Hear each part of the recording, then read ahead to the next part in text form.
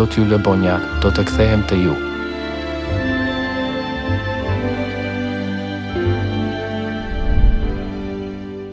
Ai premtoi të vinte sërish në këtë tokë.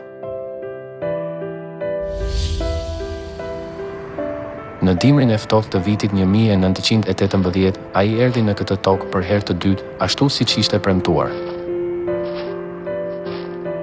Në heshtje, ai lindi. Më fsheu razi se ardhja e tij e parë, ai erdhi në një mënyrë që askush nuk e priste.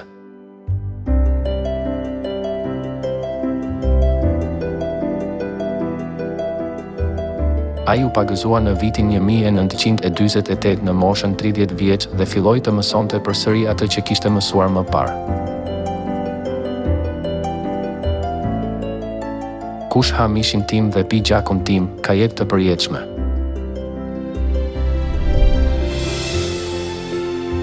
Ky është trupi im që është dhënë për ju. Kjo kup është beslidhja e re në gjakun tim.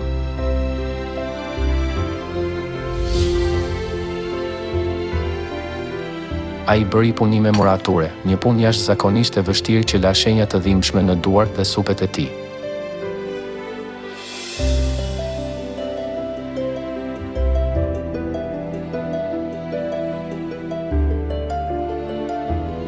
Ai u përçmua edhe më shumë se kur erdhi herën e parë. Njerëzit thonë se ai nuk është perëndi. Shumë po shikojnë drejt qiellit duke pritur ende ardhjen e tij të dytë.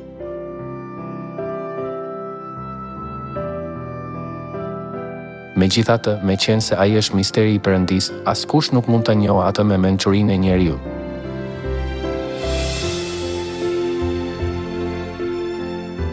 Mund ta dish se kush është ai kur shikon në Bibël. Ai ka sjell pashkën e beslidhjes së re.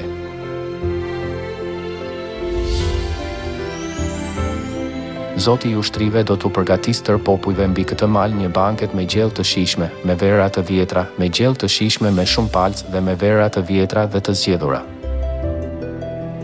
Do të shkatërrojë për gjithnjë vdekjen.